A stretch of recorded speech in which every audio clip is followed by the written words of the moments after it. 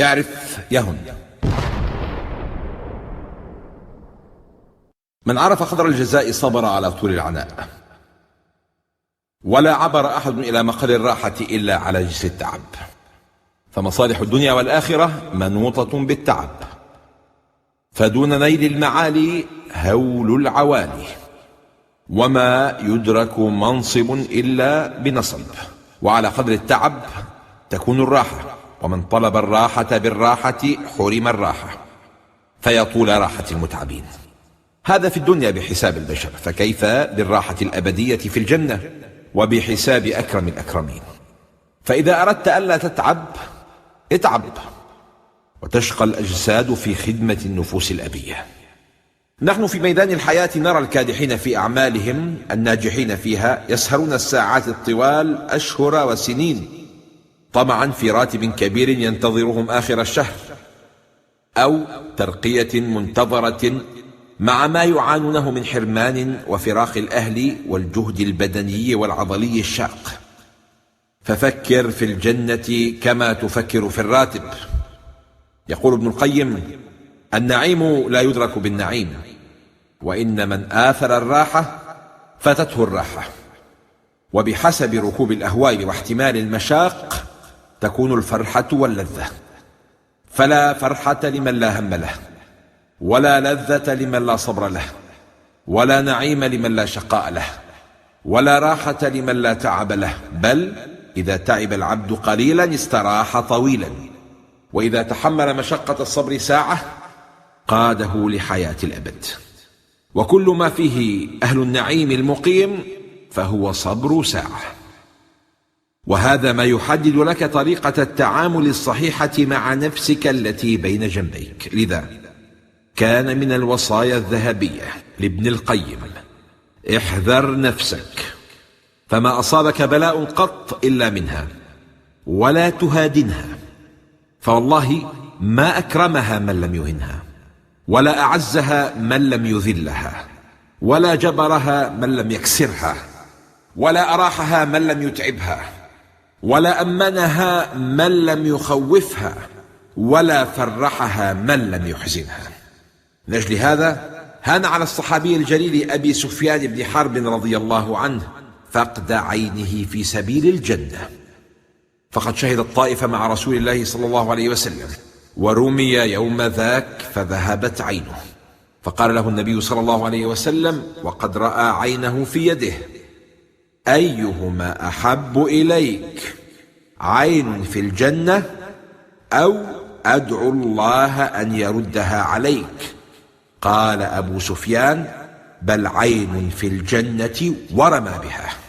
ولم يكتف بذلك، بل فقد عينه الثانية في اليرموك. لكمال هذه المعرفة واليقين بها فقد هان كذلك على عبد العزيز بن رواد التضحية بما هو أهون، وهو فراق فراشه وهجر نومه. فكان إذا جن عليه الليل يأتي فراشه فيمد يده عليه ويقول: إنك للين، ووالله إن في الجنة لألين منك. وهي الوصية المدهشة التي أوصانا بها ابن الجوزي: لا يصعبن على الخيل تضميرها، فستفرح به يوم السباق. المقارنة العقلية. ولا وجه للمقارنة بين الدنيا والآخرة كما ولا نوعا، وأحاديث النبي صلى الله عليه وسلم عرضت هذا البون الشاسع، وحاولت تقريبه للعقول بأمثال تزيد الأمر وضوحا. فالفارق الكمي أقسم عليه النبي صلى الله عليه وسلم يوما فقال: والله ما الدنيا في الآخرة إلا مثل ما يجعل أحدكم إصبعه هذه في اليم فلينظر بما يرجع. لكن لماذا يضرب المثل؟ يضرب المثل ليعبر عن غائب يصعب تصوره بحاضر ملموس يشبهه في بعض وجوهه.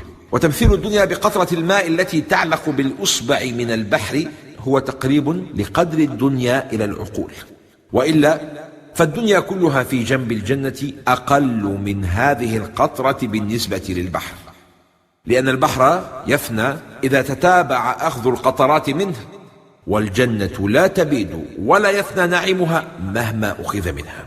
خذ هذه الحقيقة العلمية لتقريب الصورة، فإن الأبد لا يمكن لحدود العقل البشري القاصر أن يحيط به. بعض المجرات تبعد عن الأرض 1000 مليون سنة ضوئية. معلوم أن الضوء يقطع في الثانية الواحدة 300,000 كيلومتر، ضرب 60 ثانية بالدقيقة، وضرب 60 دقيقة بالساعة، وضرب 24 ساعة باليوم، وضرب 365 يوم بالسنة. هذا ما يسميه علماء الفلك بالسنة الضوئية، المسافة التي يقطعها الضوء في سنة كاملة. بمعنى آخر، السنة الضوئية تساوي 9.5 مليون كيلومتر.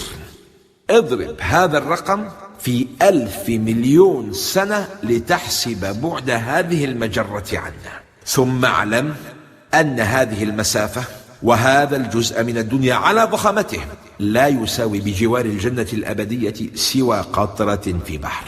هذا عن الفارق المادي. أما الفارق النوعي، في الحديث الثاني يوضح النبي صلى الله عليه وسلم الهوة السحيقة بين الدارين. يقول صلى الله عليه وسلم: لو أن ما يقل ظفر مما في الجنة بدا لتزخرفت له ما بين خوافق السماوات والأرض. ولو أن رجلا من أهل الجنة طلع فبدا أساوره لطمس ضوء الشمس كما تطمس الشمس ضوء النجوم.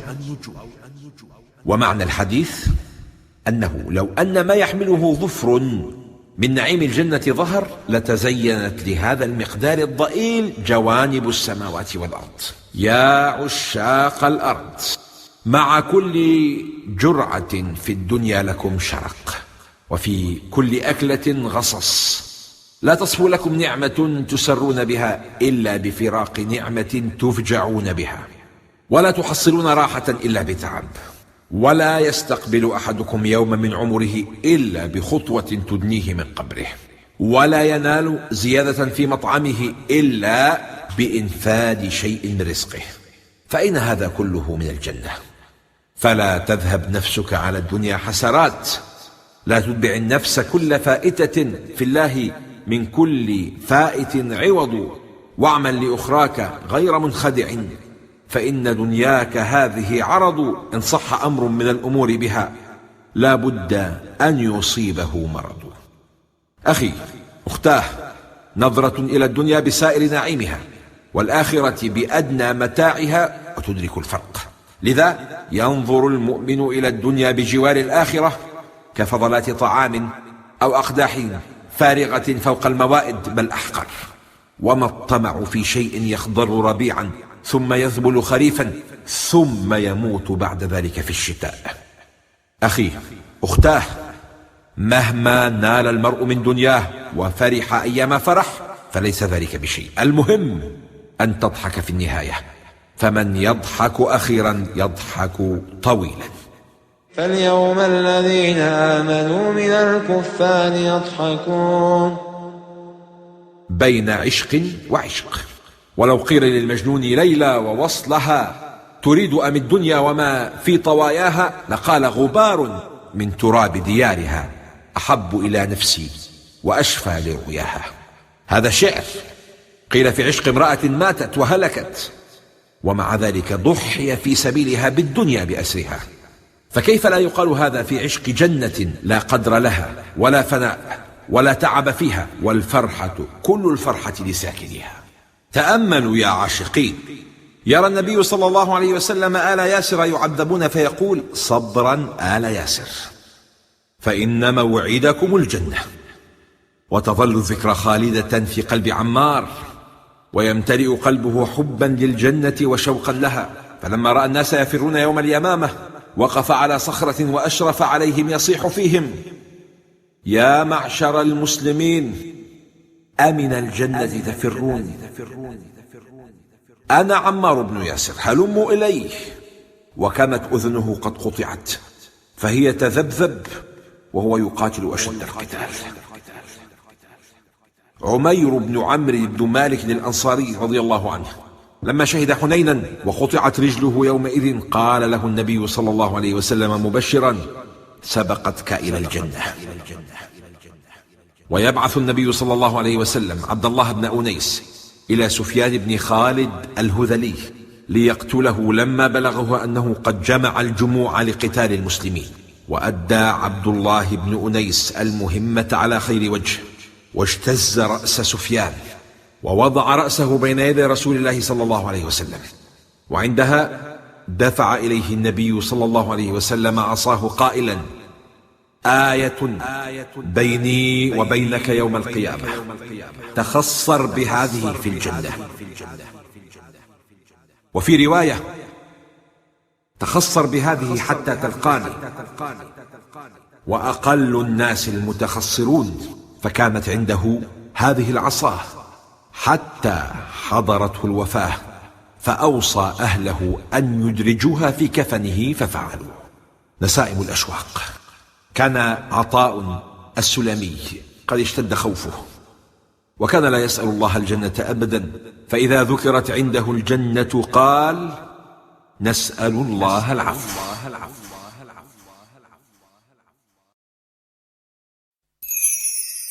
من نعيم الجنة. إخواني،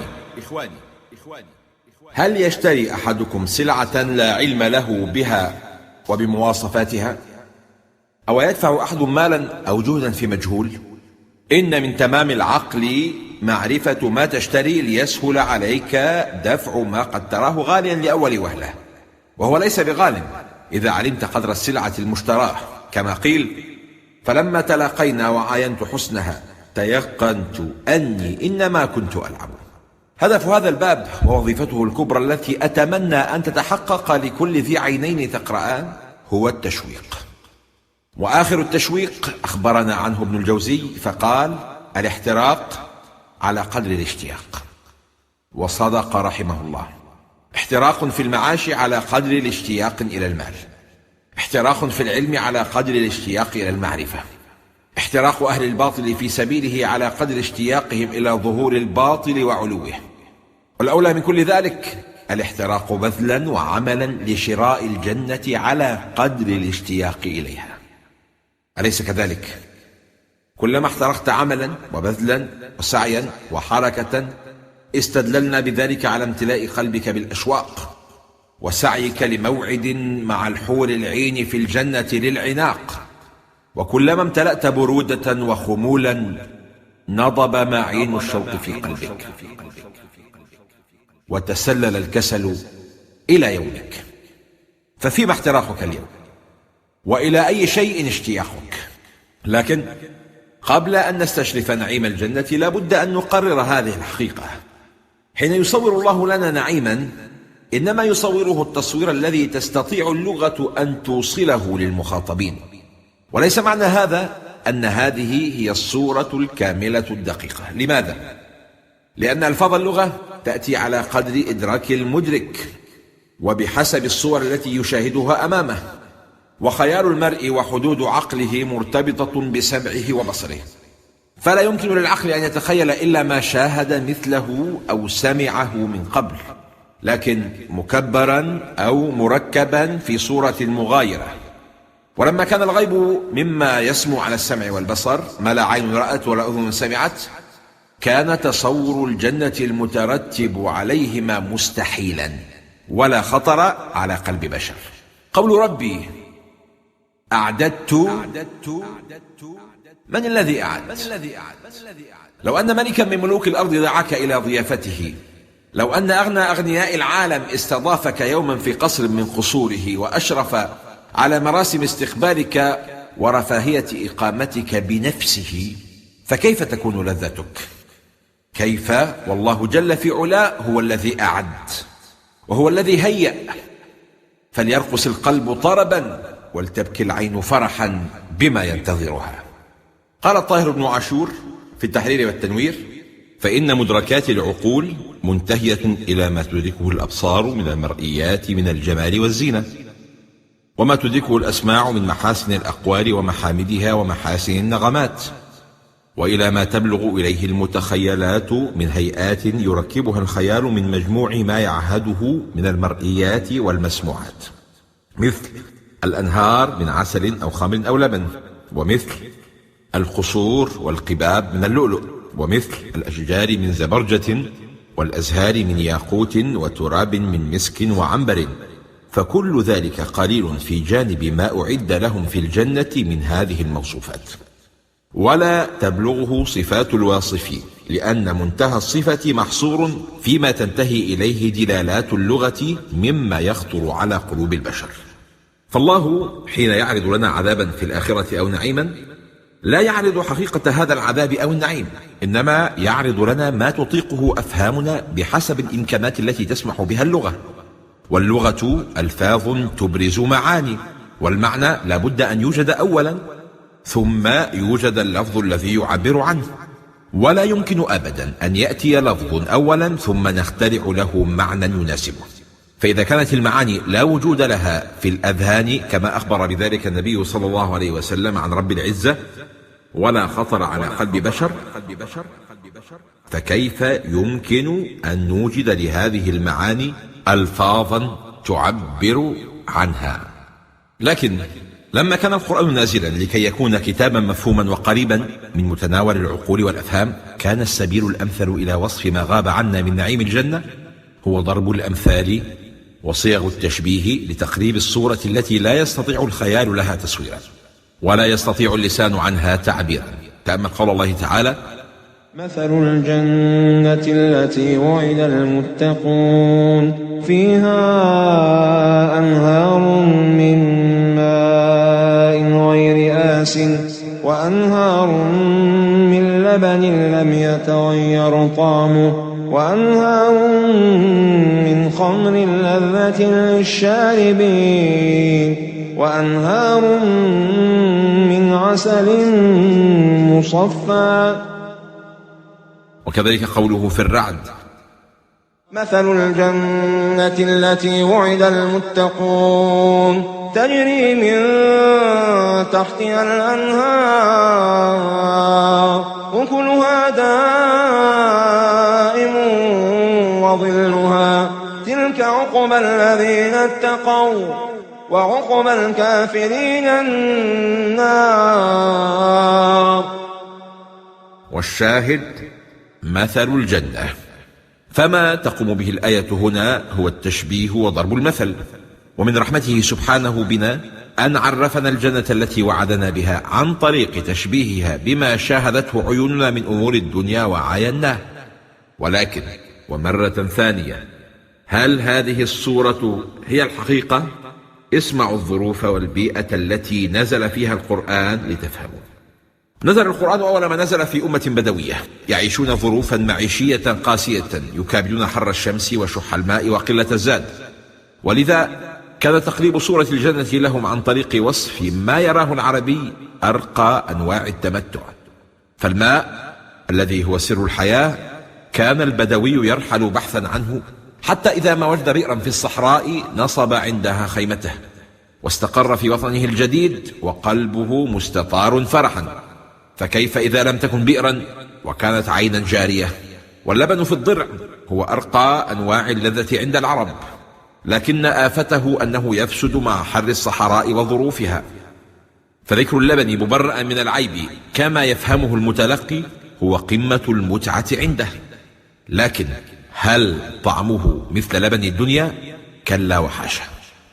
والخمر وصفها بأنها لذة، لأن خمر الدنيا فيها لسعة في الطعم، فذكر أنهم سيلتذون في الجنة دون أن يجدوا فيها الأثر الدنيوي الذي يعيبها. ولذا لما سمع عالم قول شاعر ما لها تحرم في الدنيا وفي الجنة منها، قال لصداع الرأس ونسف العقل، مشيرا إلى قوله تعالى لا يصدعون عنها ولا ينزفون. فالله وصف اللذة الكاملة للخمر التي لا يشوبها ما ينغصها من الصداع وذهاب العقل. والعسل كثيرا ما تشوبه الشوائب وتنغص مذاقه، ولا تنغص في الجنة، لذا وصف الله عسل الجنة بأنه مصفى. وهكذا في سائر متع الجنة، كل ما يذكر منها يناسب عقل المخاطب عن طريق الشبيه له في الدنيا. أما على أرض الواقع فهو ما لا تطيقه العقول ولا تقدره الأفهام. دور هذا الباب أن يحدثكم عن الجنة، وقد اخترت لكم أحلى نعيمها أعرضه عليكم، وانتقيت من مشاهدها ما يوقعكم في غرامها، وسأظل أكرر ذلك عليكم حتى تهيموا بها شوقا وتتغنوا بها عشقا. شعاري وشعاركم: أجبتكم من قبل رؤياكم لطيب ذكر عنكم قد جرى، كذلك الجنة محبوبة بوصفها من قبل أن تبصر. أول مشاهد الجنة. لكن متى تشاهد أول هذا النعيم؟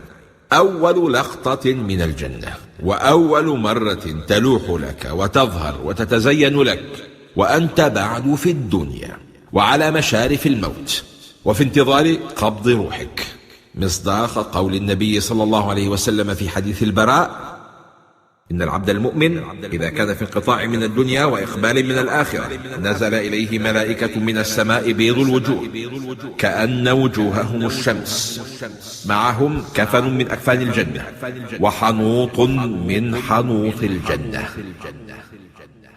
وقد رآهم عمر بن عبد العزيز رحمه الله عند موته، فقد قال لجلسائه: أجلسوني، فأجلسوه، فقال: أنا الذي أمرتني فقصرت ونهيتني فعصيت، ولكن لا إله إلا الله. ثم رفع رأسه فأحد النظر، فقالوا: إنك تنظر نظرا شديدا يا أمير المؤمنين. فقال: أتاني حضرة ما هم بإنس ولا جن. ثم قبض رحمه الله.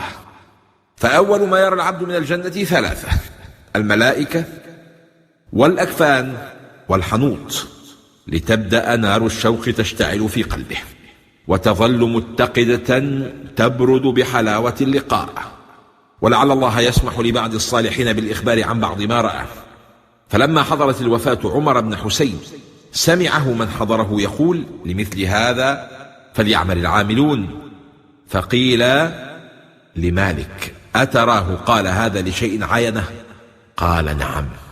وكذلك أبو بكر النقاش كان وهو يجود بنفسه في 3 شوال سنة 51 و300 يحرك شفتيه، ثم نادى بأعلى صوته: لمثل هذا فليعمل العاملون، يرددها 3 ثم خرجت نفسه رحمه الله. حتى إذا نزل هذا العبد قبره وجد روضة من رياض الجنة، فيظل يهتف بعدها: رب أقم الساعة، رب أقم الساعة، رب أقم الساعة. لكن قبل البدء في وصف الجنة يبادرنا سؤال هام: ما الجنة؟ هل الجنة مجموعة أشجار وفواكه وطعام وشراب وقصور وحور عين فحسب؟ إن أكثر من يطلب الجنة اليوم يغمطها حقها حين يحصرها في هذه الأشياء بالبحث والنظر في القرآن الكريم والسنة المطهرة، وما يحصل عليه المؤمنون ويتمتع به الصالحون، نجد أن نعيم الجنة ينقسم إلى 3 أنواع رئيسة: ملذات جسدية مادية، وهذه بدورها تنقسم إلى أنواع متعددة. فالملذات الجسدية تشبع شهوات كثيرة، فطعام من لحم طير وفواكه وشراب من رحيق مختوم وخمر لذة للشاربين وماء ولبن وملبس من حرير وسندس واستبرق وحلي من أساور من ذهب وفضة ولؤلؤ وأزواج مطهرة من حور العين لم يطمثن إنس قبلهم ولا جان. ومن هذه الملذات المادية الجسدية اخترت بعض الأمثلة فحسب، لأن هذه اللذائذ لا تعد ولا تحصى ويستحيل الإحاطة بها جميعا، لكن يكفيك هذه اللمحات كبيان جزء من كل لتشعل في قلبك الأشواق وتدفع إلى البذل لها حتى العناق. 1. الخلود. قد جاء ذكر الجنة في القرآن جامعا بين الخلود والأبد في 9 مواضع. لأن الخلود في اللغة يعني طول الإقامة، أما الأبدية فتعني البقاء الذي لا انتهاء له. وتخيل معي الانتقال إلى نعيم الجنة الذي لا انقطاع له. فما قدر عمرك، بل ما قدر جميع أعمار أهل الدنيا بالإضافة إلى هذا البقاء الأبدي. ومن لمح بقلبه هذا النعيم حتى قبل أن يذوق بقية نعيم الجنة طاش عقله فرحا، وهان عليه أي ألم يلقاه. وإذا كان الموت هو الطريق الوحيد إلى ذلك النعيم هان والله الموت وطاب. ولهذا سميت الجنة دار الخلود، وسميت الدنيا دار الغرور. قال صلى الله عليه وسلم: يؤتى بالموت كأنه كبش أملح حتى يوقف على السور بين الجنة والنار، فيقال يا أهل الجنة فيشرئبون، ويقال يا أهل النار فيشرئبون، فيقال هل تعرفون هذا؟ فيقولون نعم، هذا الموت، فيضجع ويذبح. فلولا أن الله قضى لأهل الجنة الحياة والبقاء لماتوا فرحا، ولولا أن الله قضى لأهل النار الحياة فيها لماتوا ترحا. ودعونا نتخيل الموقف السابق ونحيا بعض مشاعره. عندما ينادى يا أهل الجنة يطلعون، يمدون أعناقهم ويرفعون رؤوسهم للنظر، وكأنهم خافوا أن يحرموا من نعيمهم الذي هم فيه. ثم يقال يا أهل النار فيطلعون فرحين مستبشرين أن يخرجوا من شقائهم الذي يعانون. لكن عندما يذبح الموت أمام أعينهم يخلد كل منهما في مستقره مع الفرحة الأبدية أو الحسرة السرمدية. قد يستغرب قوم هذا الحديث لكونه يخالف صريح العقل، لأن الموت حال، والحال لا ينقلب أبدا جسدا، فكيف يذبح؟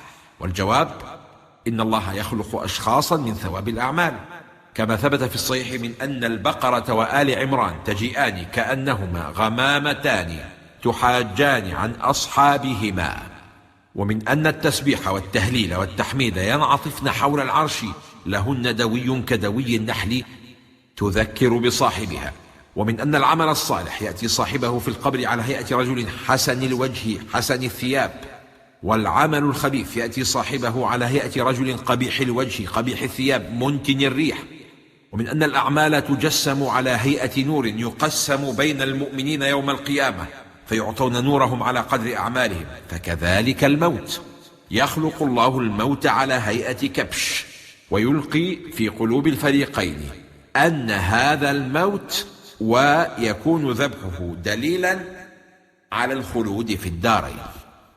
وهو شيء فوق الوصف ويفوق الخيال، لدرجة أن أهل الجنة لا يكادون يصدقون أنهم حازوا هذا الخلود، فلا يخطر لهم ببال، لذا يصيحون متعجبين: أفما نحن بميتين إلا موتتنا الأولى وما نحن بمعذبين؟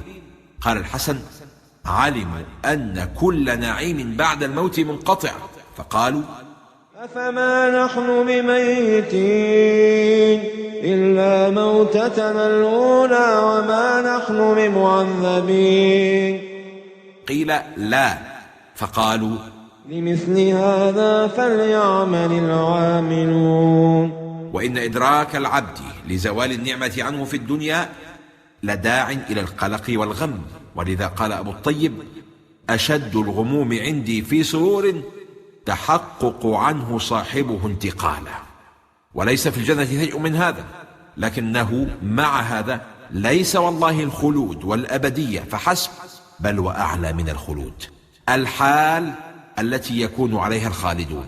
قال صلى الله عليه وسلم: ينادى أهل الجنة: إن لكم أن تحيوا فلا تموتوا أبدا، وإن لكم أن تصحوا فلا تسقموا أبدا، وإن لكم أن تشبوا فلا تهرموا أبدا، وإن لكم أن تنعموا فلا تبأسوا أبدا. تأمل دوام البقاء في الجنة في صفاء لا كدر فيه، ولذات لا انقطاع لها، وفرح لا ينتهي أبدا، وبلوغ كل ما تتمناه النفس وتشتهيه، والاغتراف منه من غير زوال له أبدا، فهو الخلود، ومضافا إليه أقصى درجات النعيم والسرور والراحة والرفاهية، مع ثبات العمر عند هذا السن، فلا يتقدم يوما لتتم اللذة وتستمر المتعة، وذلك ببقاء المرء في سن عنفوان الشباب واكتمال الحيوية سن 33. فعن معاذ بن جبل رضي الله عنه أن النبي صلى الله عليه وسلم قال: يدخل أهل الجنة الجنة جردا مردا مكحلين أبناء 30 أو 33 سنة. أخي، الليل مهما طال لا بد من طلوع الفجر، والعمر مهما طال لا بد من نزول القبر، وحياتنا الدنيوية ليست حياة حقيقية لأن من ورائها الموت، أما الدار الآخرة فهي الحياة الحقة. وإن الدار الآخرة لهي الحيوان. وسر اختيار كلمة الحيوان هنا أن في بناء هذه الكلمة زيادة مبنى تدل على زيادة معنى، مبالغة في معنى الحياة، لأنك تتنعم في آخرتك على قدر كرم الله وملكه، بعكس الحياة الدنيا التي تتنعم فيها على قدرك أنت، وفي ضوء ما عندك من أسباب ووزن. فعلان يدل على الحركة والاضطراب كالغليان والثوران، وليست توحي كلمة الحياة بأي من هذا. قسم عمرك معي. ما قيمة عمر غايته 100 عام إذا كان 15 سنة منها جهل ولهو قبل سن التكليف، و30 بعد 70 إن حصلت فبين ضعف ومرض، وما بينهما فرح ساعة وتنغيص أيام، وسرور يوم وغموم سنين، فما بين كدح على معاش ومقاساة فقر وضيق بعقوق ولد، أو نشوز زوج وفراق أحبة وموت قريب، حتى إذا جاوزت 80 من عمرك تتابعت عليك الآلام التي وصفها الشاعر: مع 80 عاش الضعف في جسدي، وساءني ضعف رجلي واضطراب يدي، إذا كتبت فخطي خط مضطرب كخط مرتعش الكفين مرتعدي، فاعجب لضعف يدي عن حملها قلما من بعد حطم القنا في جبهة الأسد، وإن مشيت وفي كف العصا ثقلت رجلي كأني أخوض الوحل في الجلد، فقل لمن يتمتنى طول مدته هذه عواقب طول العمر والأمد. لكن غيره كان أكثر ما بكى عليه صلاته التي صعبت عليه وتعسر القيام فيها، فكانت إشارة على قرب المغادرة ودنو الرحيل. ولما تدع مني 80 قوة كأني إذا رمت القيام كسير، أؤدي صلاتي قاعدا وسجودها علي إذا رمت السجود عسير، وقد أنذرتني هذه الحال أنني دنت رحلة مني وحان مسيره. بل حتى الفارس المغوار الذي لا يشق له غبار، أسامة بن منقذ، بعد أن بلغ من العمر 90 انبرى ينشد: فإذا نهضت حسبت أني حامل جبلا، وأمشي إن مشيت مقيدا، وأدب في كف العصا وعاهدتها في الحرب تحمل أسمرا ومهندا، وأبيت في لين المهاد مسهدا قلقا كأني ما افترشت الجلمدا، والمرء ينكس في الحياة وبينما بلغ الكمال وتم عاد كما بدا. وبعد كلما سمعت عن اضمحلال النعيم الدنيوي وتدهور العافية البشرية وذبول العمر المحدود، أفلا يباع هذا الحقير الفاني في سبيل شراء الرائع الدائم في الجنة؟ أفلا يشترى ذلك الرائع الدائم بهذا الحقير الفاني؟ إن الإعراض عن الشروع في مثل هذه الصفقة غبن فاحش وخلل فظيع في التصور والعقل، فضلا عن الإيمان. لما اشتعلت نار الشوق في الجنة في قلب عثمان بن عفان رضي الله عنه وهام بها قلبه، أنكر على من تعدى على هذا الجمال، ولو كان ذلك عابرا في بيت شعر. فحين مر على لبيد بن ربيعة وهو ينشد قوما: ألا كل شيء ما خلا الله باطل، قال عثمان: صدقت. ثم قال: وكل نعيم لا محالة زائل، قال عثمان: كذبت، إن نعيم الجنة لا يزول. أخرج ابن عبد البر عن أبي داود صاحب السنن أنه كان في سفينة فسمع عاطسا على الشط، حمد الله فاكترى قاربا بدرهم حتى جاء إلى العاطس فشمته ثم رجع، فسئل عن ذلك فقال: لعله يكون مجاب الدعوة فلما رقدوا سمعوا قائلا يقول: يا أهل السفينة، إن أبا داود اشترى الجنة من الله بدرهم. ودع التعب. قال تعالى: وجنى الجنتين دان. قال ابن عباس مفسرا: تن الشجرة حتى يجتنيها ولي الله، إن شاء قائما وإن شاء قاعدا وإن شاء مضجعا، لا يرد يده بعد ولا شوك. ويزيدك شوقا إليها مجاهد حين يحلق بنا في قوله: ثمار الجنتين دانية إلى أفواه أربابها فيتناولونها متكئين، فإذا اضطجعوا نزلت بإزاء أفواههم فيتناولونها مضجعين. وترقب المفاجآت غير المتوقعة التي وعدك الله بها في قوله: كلما رزقوا منها من ثمرة رزقا قالوا هذا الذي رزقنا من قبل وأتوا به متشابها.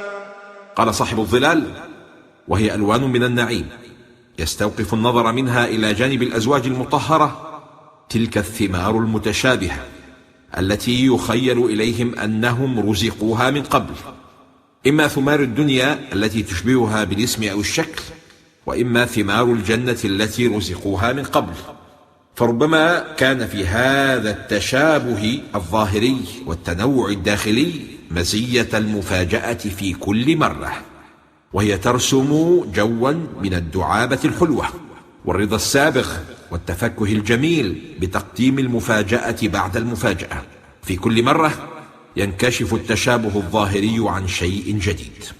وفي هذا يقول سهل التستري: ليس في الجنة شيء من فرش ولا آنية ولا لباس ولا طيب ولا طير ولا شيء من النبات ولا شيء من الفواكه كلها، فما في الدنيا يشبه ذلك إلا اتفاق الأسماء فقط. هذا عن الطعام، فماذا عن الشراب؟ قال أبو أمامة رضي الله عنه: إن الرجل من أهل الجنة ليشتهي الشراب من شراب الجنة، فيجيء الإبريق فيقع في يده فيشرب ثم يعود إلى مكانه. والمراد لن تتعب هناك ولو في تناول كوب أو قطف ثمرة، ولأنه لا تعب فلا نوم. قال صلى الله عليه وسلم: النوم أخو الموت ولا يموت أهل الجنة. وفي رواية: ولا ينام أهل الجنة.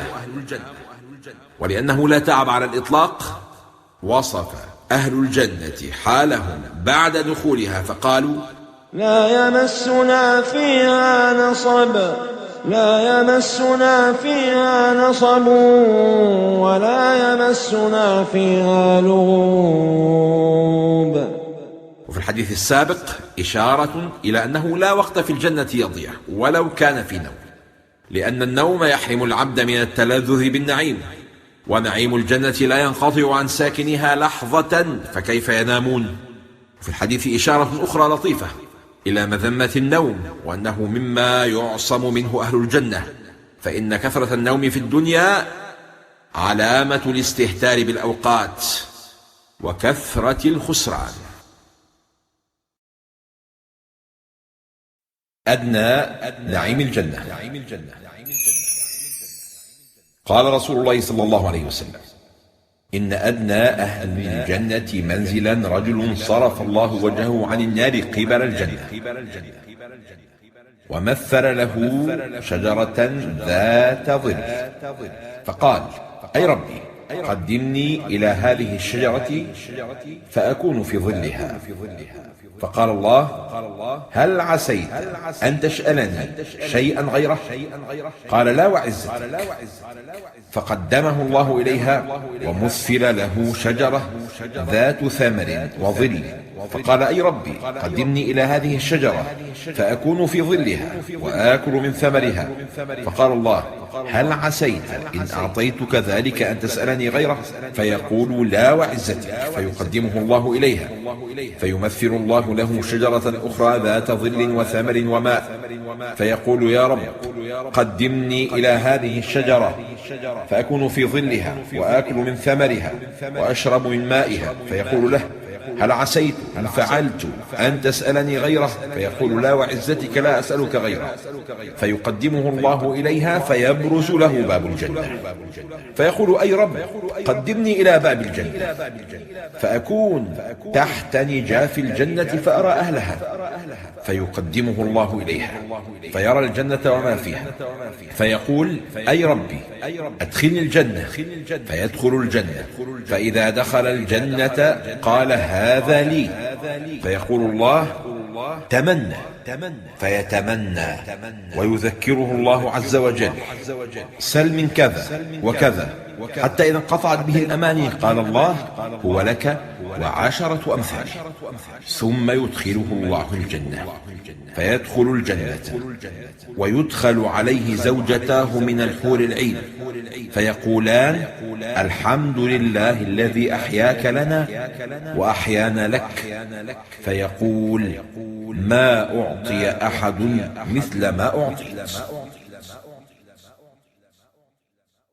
بين ثنايا الحديث تذكير الرب سبحانه لعبده بالنعيم الذي نساه ولم ينتبه له، حرصا عليه من كرمه من لطفه من وده، أي رقة وأي فضل، والمح التدرج في النعيم الواضح في الحديث، وكأن هذا العبد لن يطيق رؤية النعيم الكامل مرة واحدة، وإلا مات من هول المفاجأة وشدة الفرح، وقد يكون هذا سرا من أسرار التدرج من مقام إلى مقام في الجنة، والله أعلم.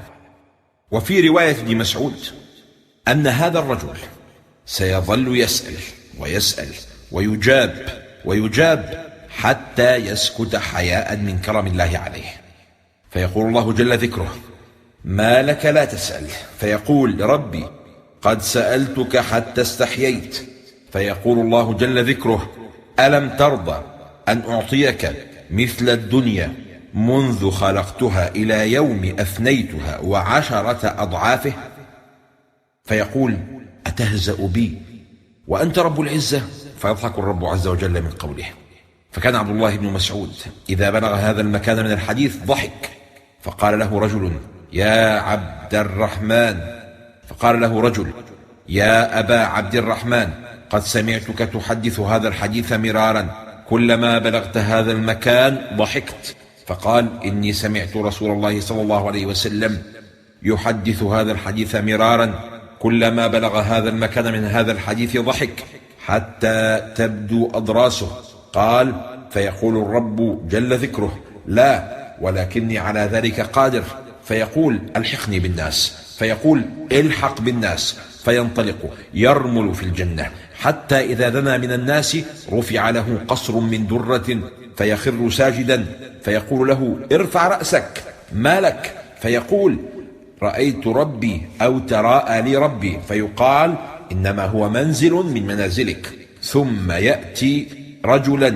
فيتهيأ للسجود له، فيقال له مه، فيقول رأيت أنك ملك من الملائكة، فيقول إنما أنا خازن من خزانك وعبد من عبيدك، تحت يدي 1000 قهرمان على مثل ما أنا عليه، قال فينطلق أمامه حتى يفتح له باب القصر، وهو من درة مجوفة سقائفها وأبوابها وأغلافها ومفاتيحها منها، يستقبله جوهرة خضراء مبطنة بحمراء، فيها 70 بابا، كل باب يفضي إلى جوهرة خضراء مبطنة، كل جوهرة تفضي إلى جوهرة على غير لون الأخرى، في كل جوهرة سرر وأزواج ووصائف، أدناهن حوراء عيناء، عليها 70 حلة يرى مخ سوقها من وراء حللها، كبدها مرآته وكبده مرآتها، إذا أعرض عنها إعراضة ازدادت في عينه 70 ضعفا عما كانت عليه قبل ذلك، فيقول لها والله لقد ازددت في عيني 70 ضعفا، وتقول له وأنت لقد ازددت في عيني 70 ضعفا، فيقال له أشرف، فيشرف، فيقال له ملكك مسيرة 100 عام ينفذه بصرك. بين الدنيا والجنة. ولا مقارنة، لا مقارنة. كلما نال المرء من دنياه شيئا طمع فيما هو أكبر ورغب في الأكمل، ولن يشبع أحد من الدنيا ولو حازها بأسرها. وهذا ما لم يكتشفه أبو العتاهية إلا بعدما شاب، فقال: قد شاب رأسي ورأس الحرص لم يشب، إن الحريص على الدنيا لفي تعب، ما لي أراني إذا حاولت منزلة فنلتها، طمحت نفسي إلى رتبي. وهكذا تظل صريع الأمان غزير الرغبات حتى تموت، ويسلبه الموت أثوابه ويمنعه الموت ما يشتهي، تموت مع المرء حاجاته وتبقى له حاجة ما بقي. هذه هي الدنيا.